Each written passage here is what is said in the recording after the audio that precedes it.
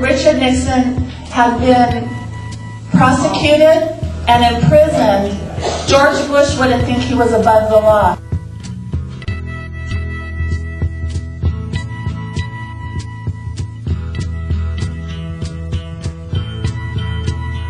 I'll tell you why we have to impeach.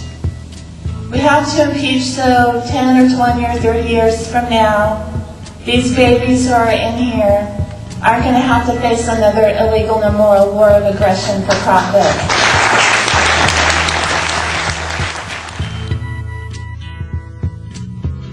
More than 25% of the people living on the streets of our country are now military veterans.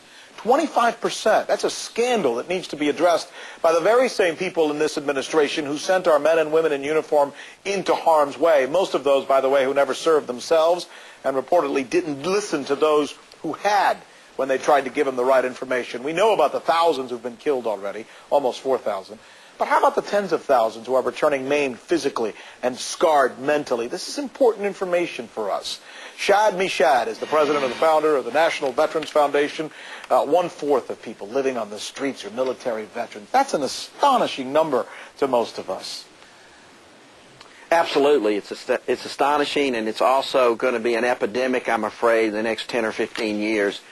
Right now here in Los Angeles, where we have the largest homeless population in America, we're already starting to see Iraq and Afghanistan vets trickle into our homeless population. Our street team, which we do a street team run every week, are already finding 1 or 2 a week out there, and it's already starting to send up the red flag.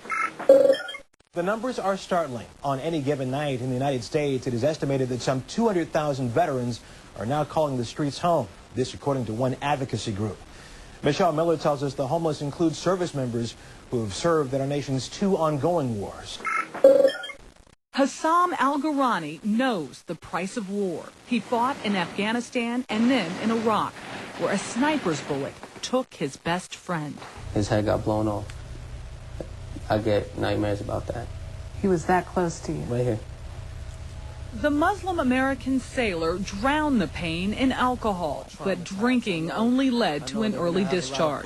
Back at home, he could not find work. His wife took their baby boy and left. Eventually, robbery led Hassam to prison. When he got out, he was homeless. We have no inkling of the full scope of the problem. Roy Kears helps run this state-funded homeless shelter for veterans with addictions. Here, Hassam found men who understood his spiral from homecoming to homelessness. They're returning home and they're running into obstacles and problems, and all of the mechanisms are not in place to get to them. 1 in 3 homeless Americans is a veteran. On any given night in this country, an estimated 200,000 are living on the streets. Many served in Vietnam, but experts expect the number of Iraq veterans to swell in coming years. The Veterans Administration can provide beds to only 14,000 veterans.